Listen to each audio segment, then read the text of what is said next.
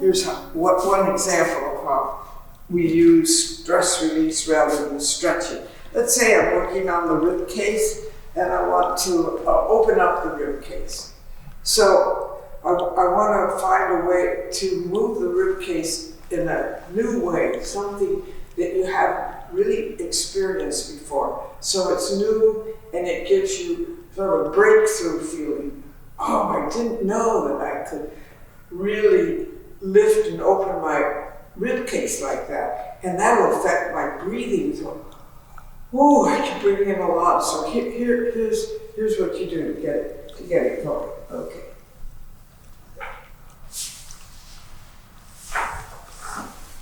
I'm going to put the pillow right between my shoulder blades. Or just a little bit more so my head falls back. Oh, there. Oh my God. Whew. Oh no. This opens up. Oh, my pectoral muscle, which has gotten very tight because I tend to slump. So now I feel the pectoral muscle releasing. All the spaces between my ribs, all the intercostal muscles are beginning to open up. Oh, and if I put my arms here, it releases a little bit.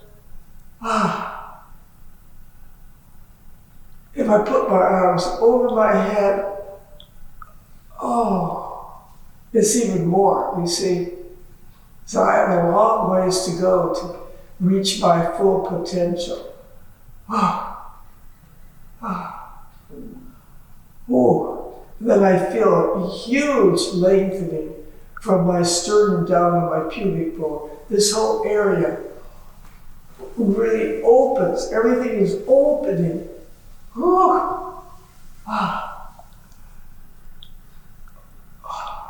And then I can find, okay, this is kind of your basic theme. Well, now I can begin to explore how does this movement in my rib case affect all the different parts of my torso and even down into my legs. So what would happen if I just lift one arm? Oh my God. Now I feel the rib case lifting so much. Oh, because my potential is so much more than I've been able to experience. Now I feel this whole side, lateral side of my ribs lifting away from my pelvis. Oh, and then it makes me want to reach with this leg. So now I feel this movement connected all the way down to my heels and all the way out through my fingers. Ooh. Then I can take this arm and I can do something different. I can move it around in a circle. And then I feel it going all through my body, again in a different way.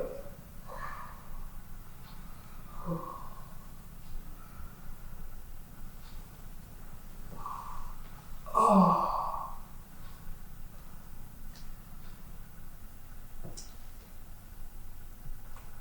I can bend my arms, and then it feels different still, and I can feel the relationship between my elbows and my shoulders and my rib cage.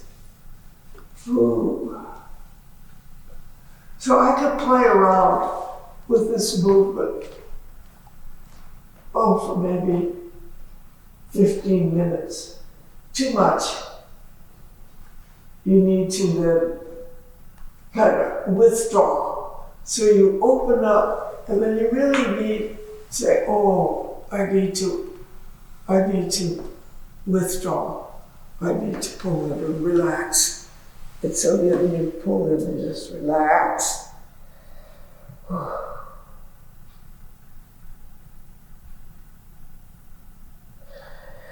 Then you stay there for a long time until you feel, oh, now I'm going to go down. Now that I opened up my rib cage, now I'm going to open up my pelvic area. And I'm going to see how that affects my lumbar region. So see, this is how we're beginning to explore movement.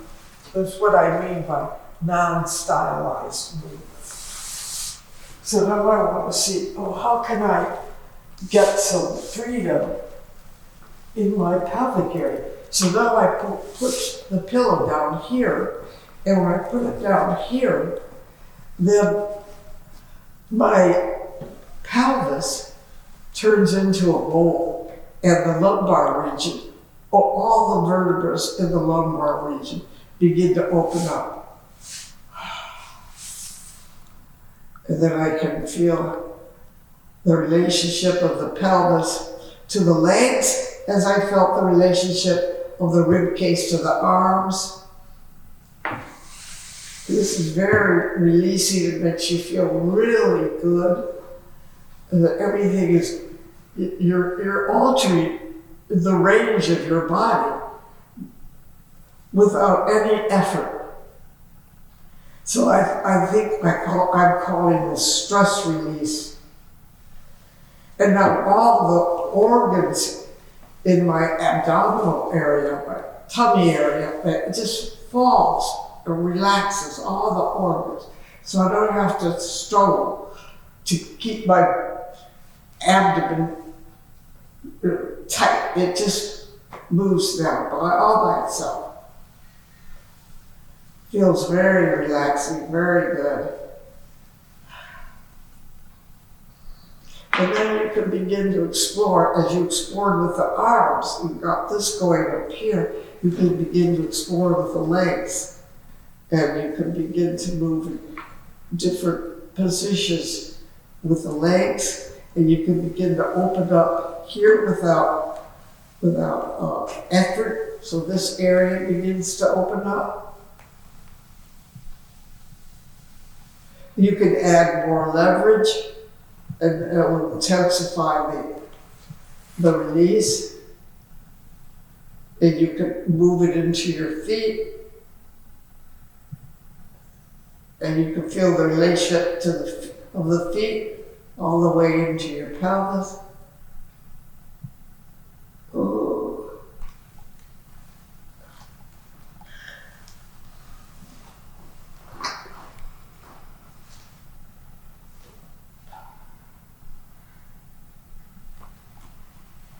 And then you can, and then you fold up again and relax, because you've really broken through habitual boundaries in your body, and so it takes time to integrate that.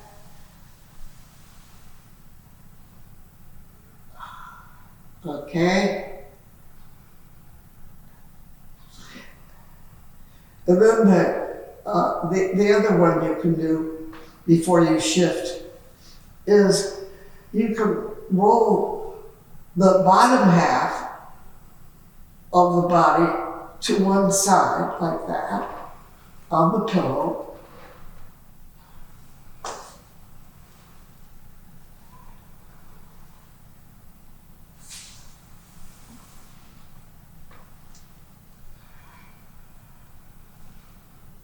Ooh. Now you're in a spiral. So now you can feel the connection between the upper and the lower body. And then you can move it by just moving your foot. See, if I push my heel, this moves more forward. And if I flex this way, it moves up into my upper body. So upper body, lower body.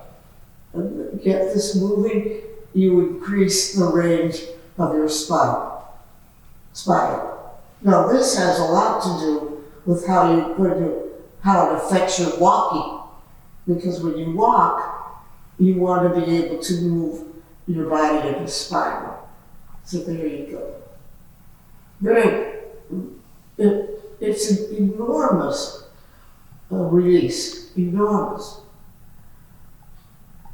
Okay? So then we're going to get off the pillow and get off of this level in relationship to gravity. So now we're going to begin to work with gravity. And we're going to use the pillow because very often people find it difficult and uncomfortable to be on their knees like that. So now you're here, and now you're in another relationship to gravity. And you want your hands to be at the same distance as your shoulders, and your legs at the same distance. So you're in a perfect stable position.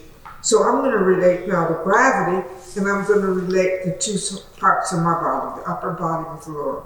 So I'm going to go down, ooh, let my sternum go towards the ground, and then I'm going to come up, ooh. So now do you see how the upper and lower body begin to work together? Ooh. Ooh.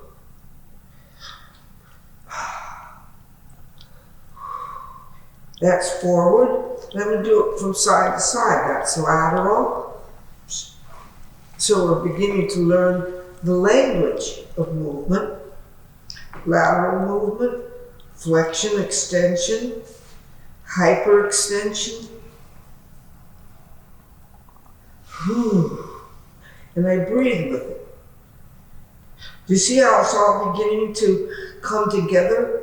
Adding one element to another. So I'm not imitating anybody's movement. I'm not learning movement externally. I'm learning it internally. And then it has an external appearance, but it's an internal experience. And everybody's body is a little different, depending upon the spaces between the vertebrae. So, and a ball and socket, sometimes your ball and socket is very narrow. You have a very shallow socket.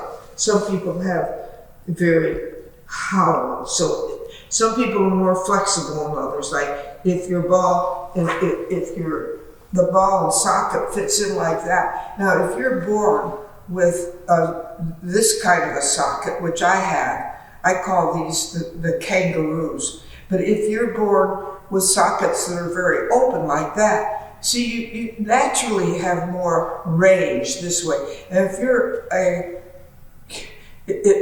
a kangaroo like me, I'm never going to be able to do really very, very flexible movements. But I will be able to understand what I can do. If you're like that, your movements are going to be different than mine because we're just internally made differently. So this helps me go as far as I can, developing my range. I can take it then in a circle. So then I have this kind of a movement. And then I can begin to incorporate this spinal movement with my legs. So I can begin to reach out back like that and open up the hip joint and open up the heel and push off this way. And then I can bring in gravity and get my legs moving, see? So I'm here, now I just let go. I don't have to do anything except let go, and my leg will go whoosh, and then it'll rebound out. So that's beginning to use movement efficiently, without forcing it. So there I get the first kind of swing movement. Okay? How easy that is. But it gets my movement going with my whole body over. So I can do all kinds of exploring in this position.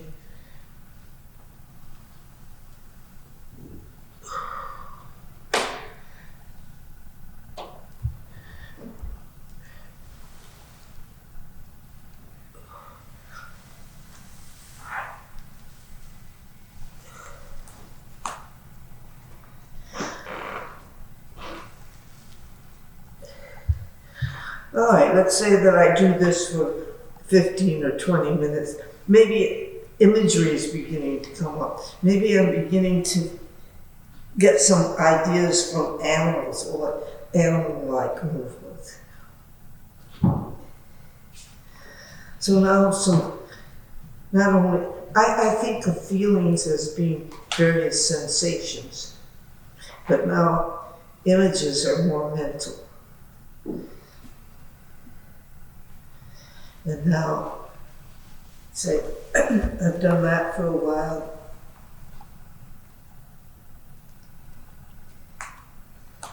Get my hands working.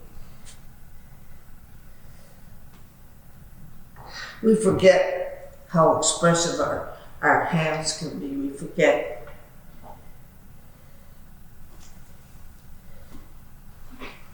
So then I could start to come up. How am I going to do that? How am I going to get from here to there? Well, we know now that the muscle back here, the gluteus muscle, the butt muscle, the gluteus, is going to be our lifting muscle. So I'm going to come up very carefully because it's a big shift, both physically, feeling-wise, because it makes the whole body very holistic, but also emotionally. So I'm going to go up very, very slowly because it's a big jump. So I'm going to get very steady here before I come up. Now, I'm not going to come up with my head. My head's going to be the last thing that's going to come up. What I'm coming up with is this big lifting muscle here. So I get that under me. I get it under me, so I'm lifted up. And then when I have the support of the spine, and this lifts up, then I finally bring my head up. So now I'm up and I feel very released.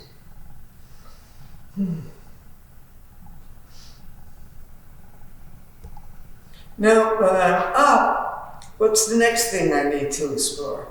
I need to explore what it's like in relationship to gravity. This is a whole new idea now. Now I'm totally dependent on how I relate to gravity. If I don't relate to gravity, I'm not stable. I can fall very easily. So now what do? I need to connect the upper body with the lower body. I need to make that integration. Everything in the body is like everything in life. Everything operates on polarity, starting with mother, father, sky, earth, good, bad, yes, no. There isn't a thing in our existence that doesn't have a polarity at the basis. But within that polarity is the connection between the two, which is the blend. So, if you look at nature, you have the sky and you have the earth. But how does the sky and the earth connect? It connects through the horizon. Where's the horizon in your body? You have up, you have down. Where does the up and down connect? Well, everybody, when I ask that question, say right here, right here, right here. Yes, but we're a volume. We're not a flat plane. If we were a flat plane, yeah, right here. But we're not, we're a volume. So the connection has to be inside that volume. Where is it? Well, I personally found it where it was inside from an unusual experience I had one time. They were experimenting with me in the old 60s with, there was an experimentation going on with use of drugs. So they gave me some psilocybin and nothing happened, nothing at all happened.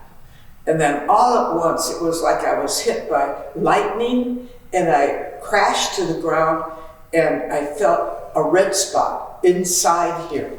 And I remember reading in Chinese philosophy about the red spot. And I also wondered what they were talking about. And so it turns out that they were talking about the center of energy. So I felt exactly where it was. And I'll tell you, if you go to your navel here and the tip of your sacrum, the end of your tailbone here, and you make a diagonal line, and then you put a red spot in the center of that diagonal line, that's your red spot.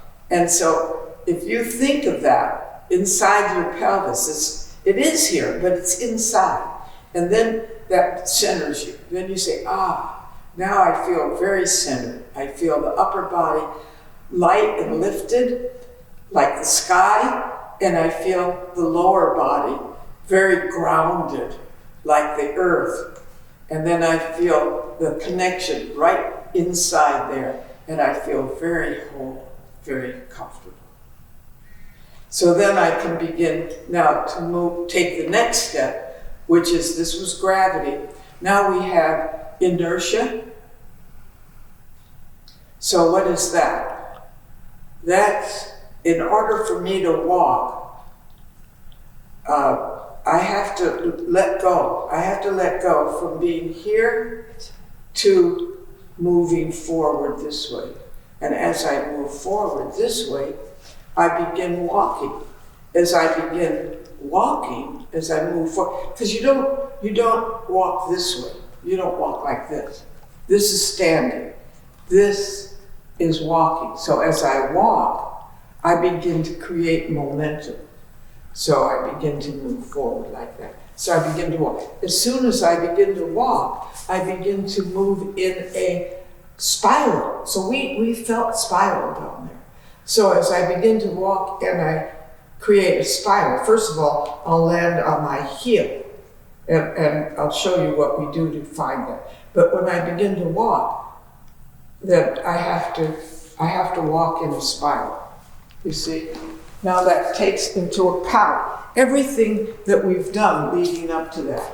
So now I'm beginning to walk as I say, as I walk, I'll walk in a spiral.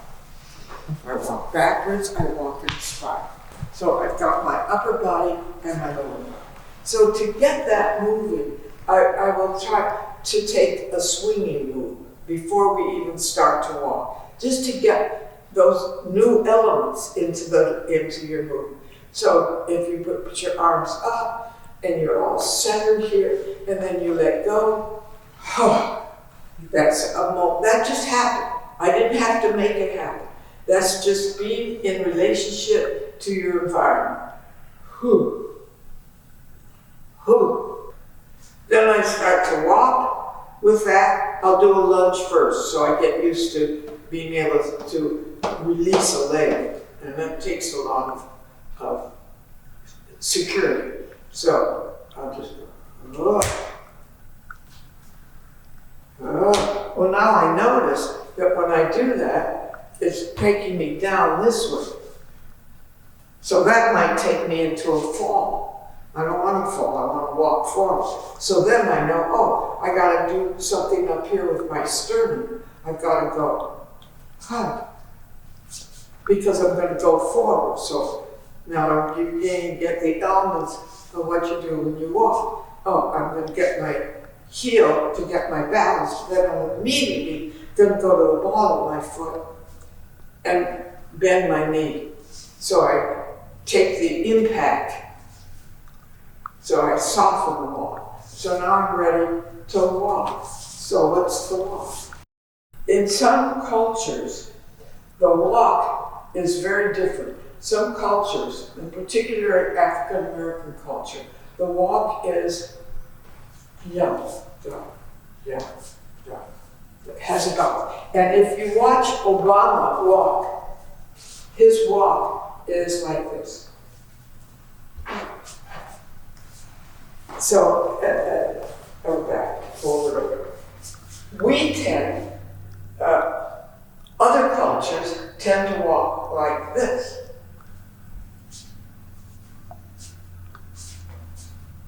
They miss this. I personally feel more happy when I walk like this than I do when I walk like this. So it's really interesting to study walking. Now, when you want to shift directions, like if I'm going this way and I want to go that way, you have to use inertia. And that's what creates the basis of rhythm, is accent. Otherwise, you just have pulse, pulse, pulse, pulse, pulse, pulse. So we talked about breath, now we're talking about pulse. But if you want to have rhythm, you have to have inertia. You have to be 1, 2, 3, 4. 1, 2, 3, 4. 1, 2, 1, 2. You see what I mean? So that how all these elements are really in our universe. They're not personal.